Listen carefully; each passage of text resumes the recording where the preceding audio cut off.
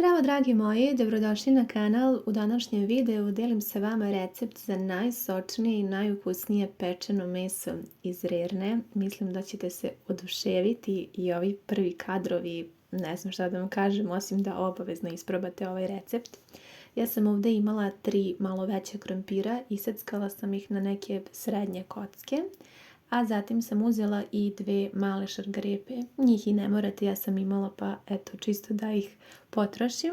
Tepsiju sam obložila papirom za pečenje i sada ću prvo da sipam malo ulja, zatim i 2 kašike suvog začina i vrlo malo slatke mlevene paprike.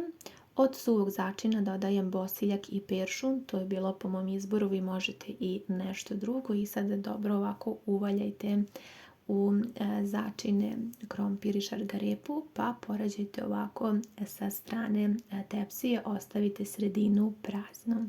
Ovdje sam spremila 500 g svinjskih šnicli koje sam jako dobro izlupala, možete koristiti i meso neke druge vrste. A sad prelazimo na ovaj umak. Treba će nam malo kečapa, malo ulja, 1 kašika šećera, malo slatke mlevene paprike, bibera i soja sosa. Vidite da dodajem odokativno, sve zavisi od količine mesa i ovdje sada nema nekih konkretnih mjera, prosto dodajem, eto vidjeli ste, pomalo od svega. Dobro promešajte i onda svaku šniclu uvaljajte i ovo je zaista najbolji recept ako hoćete pravo pečeno meso. Bilo bi bolje da sam imala svinjske odreske, ali i ovako kao šnicle su ispalo zaista odlične. Ako vam ostane ovako malo, sačuvajte jer će nam trebati to vrlo malo sosa. A sada uzimam 2 čena belog luka i svaku šniclu ću ovako malo da premažem sa belim lukom, to će dodatno dati fini ukus. Rernu sam uključila na 200 stepeni da se jako dobro zagreje i sada nosimo meso na pečenje.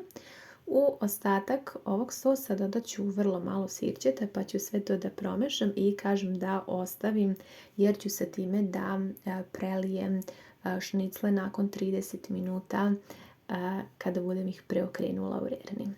Spremam sada salatu, zelenu salatu, oprala sam je dobro.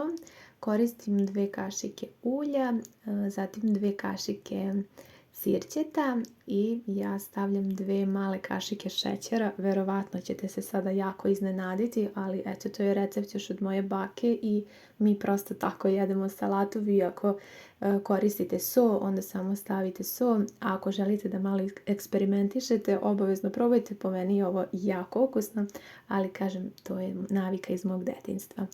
Preliću sa ovom smesom, naravno do vrha sam sipala vode i sada prelivam sa smesom i odnosim na hlađenje salatu. Meso i krompir se peče sat vremena na 200 stepeni, to je sasvim dovoljno.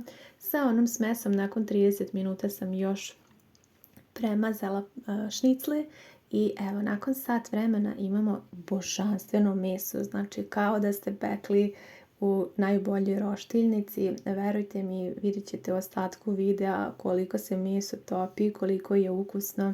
Ja znam da ovaj recept nije baš najzdraviji zato što je sa kečapom i šećerom, ali eto, ponekad kada želite da iznenadite se sa dobrim ukusom, onda spremite, a u ostalim danima ćemo praviti i nešto zdravo. Ja ću sada servirati jednako ovako kako na oko izgleda lepo, toliko je i ukusno.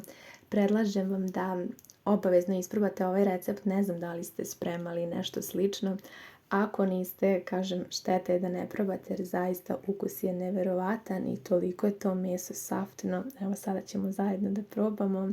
Krompir također i zaista jedan jako brz recept ako nemate vremena, malo i materijala, prosto da uživate.